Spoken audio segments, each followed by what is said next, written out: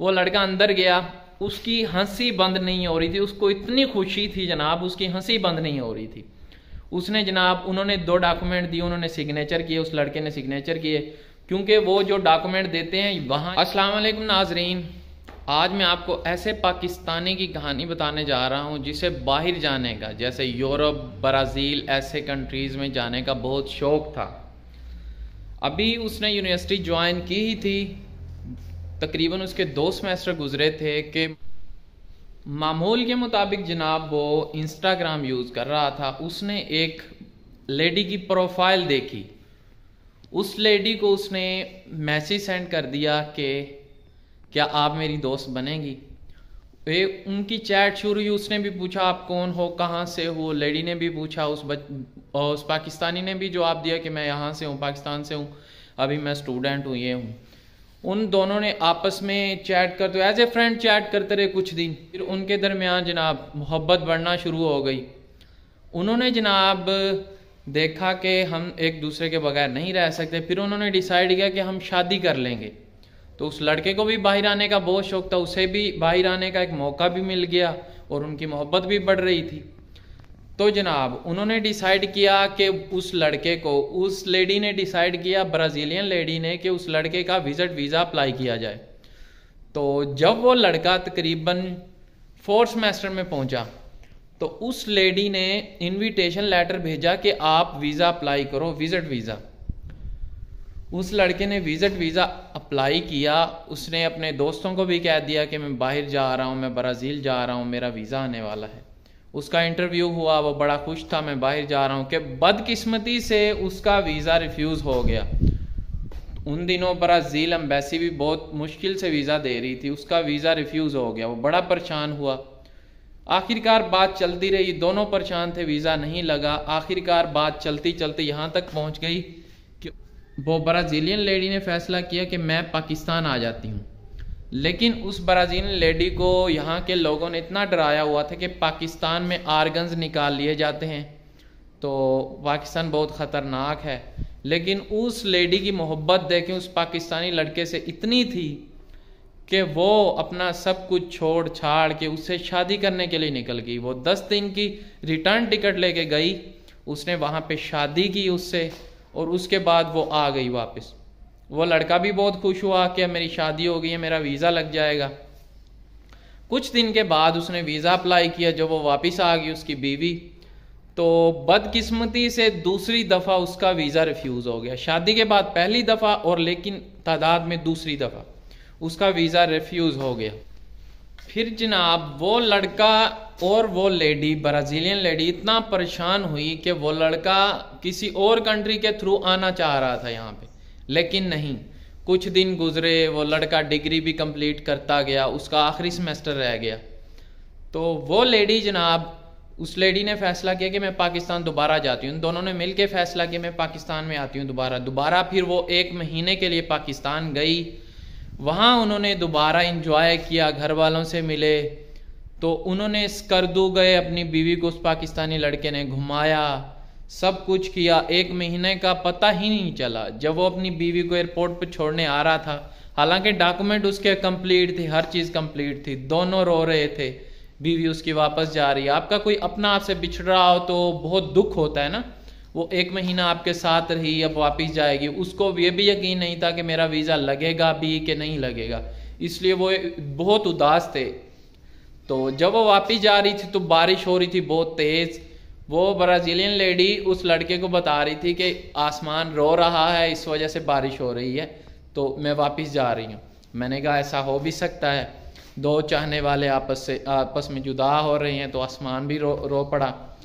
तो उसके बाद जब वो ब्राज़ीलियन लेडी पहुंच गई पाकिस्तान में, तो वो ब्राज़ील में, तो वो जनाब पाकिस्तानी बॉय जो लड़का था उसने दोबारा वीज़ा अप्लाई किया।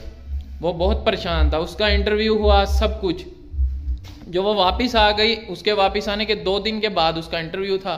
वो इस्लामाबाद उसी होटल में ठहरा रहा जहाँ पे उसकी बीवी उसको छोड़ के गई थी, ब्राज़ील आ गई थी।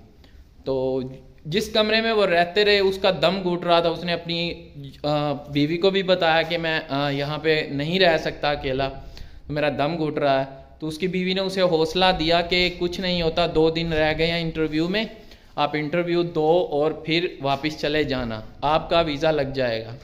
तो जनाब 2 दिन गुजरे, वो इंटरव्यू के लिए ब्राज़ीलियन एम्बेसी गया, दोबारा उसने इंटरव्यू दिया, बड़ा पूरा एतमाद हो के। वो इंटरव्यू के दौरान यहाँ तक उसको परेशानी थी, वो इंटरव्यू के दौरान रो पड़ा कि मुझे वीज़ा दे दें, वो मेरे लिए मुसलमान हुई है, उसने मेरे लिए इस्लाम कबूल किया है, अगर खुदा न खास्ता मैं उसको छोड़ देता हूँ, ब्राज़ीलियन एम्बेसी में भी ऐसा समझ रही हो कि ये वहाँ जाके डॉक्यूमेंट के लिए जा रहा है, मैं भी वहाँ जाके छोड़ दे, उसको वहाँ जाके छोड़ दे।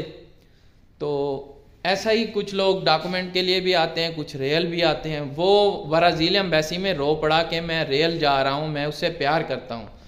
तो वो अक्सर जो इंटरव्यू वाला था उसने भी उसको चुप कराया, मतलब कि उसके बाद जनाब वो 1 हफ्ते के बाद उसको कॉल आ गई। एक कॉल आने से पहले उसने ऑनलाइन अपने वीज़े का स्टेटस चेक किया, उसके वीज़े का स्टेटस जो था उसका वीज़ा अप्रूव हो चुका था। तो लास्ट दफ़ा जो दूसरी दफ़ा वीज़ा, शादी के पहली दफ़ा वीज़ा रिफ्यूज़ हुआ था तादाद में दूसरी दफ़ा, तो उसकी बीवी ने दूसरी दफ़ा वाला वीज़ा चेक करके बताया था कि आपका वीज़ा लग गया है।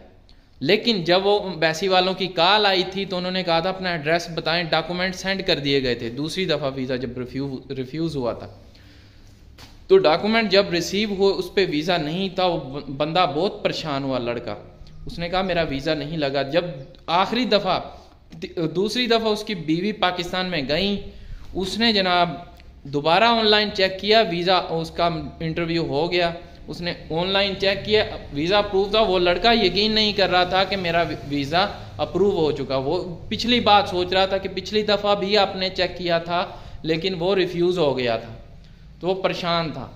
कुछ दिनों के बाद 2 दिन गुजरे, 3 दिन, उसने दोबारा ऑनलाइन चेक किया, ऑनलाइन स्टेटस ही गायब हो चुका था, ना अप्रूव का आ रहा था ना रिजेक्ट का आ रहा था।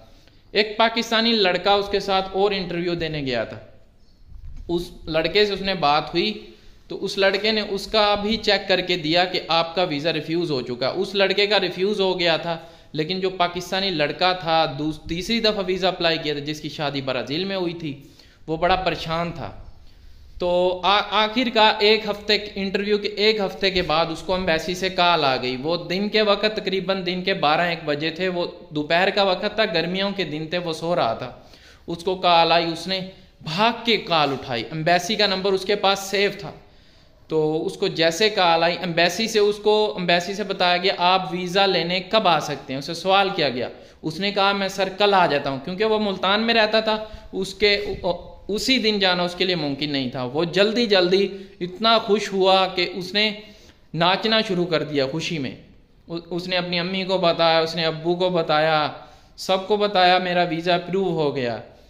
तो उसके बाद उसने उसी वक्त ऑनलाइन इस्लामाबाद के लिए, मुल्तान से इस्लामाबाद के लिए टिकट बुक की और शाम के और तकरीबन 1-2 घंटे के बाद अपने घर से निकला, क्योंकि उसका घर जो था 30-35 किलोमीटर मुल्तान से दूर था। वो मुल्तान के लिए निकला, मुल्तान वेट किया, 10 बजे वाली गाड़ी ली, सुबह इस्लामाबाद पहुंच गया। उसके बाद इस्लामाबाद पहुंचने के बाद वो अपने अंकल के पास ठहरा, तकरीबन 5 बजे वो पहुंचा था, अपने अंकल के पास ठहरा। वहाँ पे उसने नाश्ता किया, नाश्ता करने के बाद जनाब वो एम्बेसी के लिए निकल गया। वहाँ जाके उसने अपना आईडी कार्ड दिया, क्योंकि उसके दूसरे डॉक्यूमेंट थे वो एम्बेसी में ऑलरेडी थे। उसने बताया, वो गार्ड के साथ एक बंदा खड़ा होता है, उसने कहा आप किस लिए आए हैं? उसने कहा मुझे कॉल आई थी, मैं डॉक्यूमेंट रिसीव करने आया हूँ, मेरा वीज़ा अप्रूव हो गया है। बाकी अफ़गानी भी वहाँ पे मौजूद थे जो इंटरव्यू देने आए हुए थे।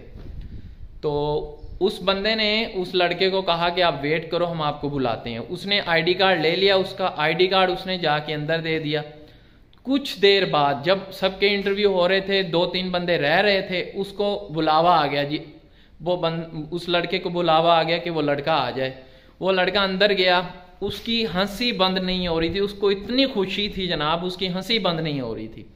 उसने जनाब, उन्होंने 2 डॉक्यूमेंट दिए, उन्होंने सिग्नेचर किए, उस लड़के ने सिग्नेचर किए, क्योंकि वो जो डॉक्यूमेंट देते हैं यहाँ जब रेजिडेंसी अप्लाई करते हैं उसके लिए वो ज़रूरी होते हैं, वो फेडरल पुलिस को देने पड़ते हैं। उन्होंने उनको वो डॉक्यूमेंट दिए, उस लड़के ने वो साइन किए, सिग्नेचर किए। उसके बाद उन्होंने पासपोर्ट दिया, सब कुछ चेक किया। उन्होंने कहा कि अपने डॉक्यूमेंट देख लो कंप्लीट हैं, तो उसने डॉक्यूमेंट देखे अपने, तो वो जैसे ही उसने वीज़ा कलेक्ट किया, वो दोबारा उसका ख्याल था अपने अंकल के पास जाएगा, लेकिन अंकल के पास जाने की बजाय उसने घर जाना मुनासिब समझा, क्योंकि उसका वीज़ा अप्रूव हो चुका था, उसने ब्राज़ील के लिए टिकट बुक करवानी थी। तो उसने कहा जितनी जल्दी हो सके मैं घर पहुंच जाऊं। तो उसने उसी दिन शाम के वक्त तकरीबन 1-2 का टाइम था, तो उसने बुक करवाई टिकट और घर वापस चल दिया। तो वहां से जनाब घर पहुंचा तो सबसे उसने खुशी से इजहार किया, मिठाइयाँ बांटी गई जनाब, इतना खुश था वो। तो उसके बाद जनाब उसने अपनी बीवी को भी कॉल की, जिस वक्त एम्बेसी की कॉल आई थी ब्राज़ील में रात थी, पाकिस्तान में दिन था, उसने उसी रात में अपनी बीवी को कॉल की, उसी खुशी की खबर सुनाई। तो वो बहुत खुश हुई, वो भी खुश हुई, वो दोनों खुश थे। तो जब वो घर पहुंच गया इस्लामाबाद से मुल्तान डॉक्यूमेंट रिसीव करने के बाद, फिर उसने तैयारियां शुरू कर दी। रमज़ान और बल्कि बड़ी ईद जो थी बकरा ईद वो करीब थी। बकरा ईद को जनाब 10 दिन रह रहे थे। अब वो डिसाइड कर रहे थे कि टिकट किस दिन की बुक करवाई जाए ना ब्राज़ील के लिए। वो अपनी वाइफ को कह रहा था कि मैं ईद यहाँ करके आऊँगा, उसकी वाइफ कह रही थी कि आप अभी आ जाओ, अभी आ जाओ। लेकिन डिसाइड ये हुआ कि वो टिकट करा रही थी ईद के 1 दिन पहले, उसने कहा नहीं। उसने फिर टिकट बुक कराई ईद के दूसरे दिन रात को 3 बजे, रात को क्या सुबह ही हो जाती है, AM हो जाते हैं। तो उसने टिकट बुक करा दी। पहले दिन उन्होंने कुर्बानी की, कुर्बानी सबसे मिला, सब रिश्तेदारों के घर गया। मिलने के बाद फिर वो अगले दिन उसका अंकल और उसका भाई उसको कराची एयरपोर्ट पे छोड़ने गए। जब कराची एयरपोर्ट पे छोड़ने गए तो जनाब वहाँ पे बारिश इतनी हो चुकी थी कि उनको टैक्सी नहीं मिल रही थी। तो एक खटारा सी टैक्सी आई, उसने भी बहुत ज़्यादा चार्ज किए। 6 किलोमीटर का उसने 1500 चार्ज किया। उन्होंने होटल बिल्कुल एयरपोर्ट के 2 किलोमीटर एयरपोर्ट के करीब भी एक रूम ले लिया, क्योंकि उन्हें पता था बारिश इतनी है, मे भी अगर टैक्सी ना मिले तो वो पैदल भी जा सके। इतना सफ़र पे उन्होंने होटल ले लिया, होटल का एक कमरा ले लिया। उसके बाद जनाब बड़ा टैक्सी वाला पानी के अंदर से गुजारता उनको ले गया। तो उन्होंने वहाँ पे रेस्ट किया, खाना खाया। अगले दिन फिर उनकी उसी रात जो पहुँचे उसी रात उसकी फ़्लाइट थी। उसके सब खाना वगैरह खाया, पैकिंग की, तो वो चल दिए एयरपोर्ट की तरफ। एयरपोर्ट पे पहुँचे तो उसका भाई और उसका अंकल बाहर वेट कर रहे थे, जैसे फ़्लाइट फ्लाई हो तो वो जाएं। तो वो जनाब जब फ़्लाइट उसकी उड़ी उस वक्त तो वो बाहर निकले। FIA वालों ने भी बहुत बुरा किया। उसकी लड़के की कहानी आपको बाद में बताऊंगा। वो लड़का जो था वो आपके सामने खड़ा है, आपका ब्राज़ीलियन मुंडा यानी कि आसिफ शहजाद। बहुत दिलचस्प कहानी थी, मैं बहुत डिटेल में बताना चाह रहा था लेकिन मैंने बहुत शॉर्ट कहानी बताई है। अगर आपकी भी कोई कहानी है तो मुझे ज़रूर बताइएगा, मैं अपने चैनल पे ज़रूर पोस्ट करूँगा। जुड़े रहिएगा इसी वीडियो के साथ, इसी व्लॉग के साथ। अपने host Asif Shehzad YouTube channel Brazilian Munda के साथ दीजिए इजाज़त। अल्लाह हाफिज़।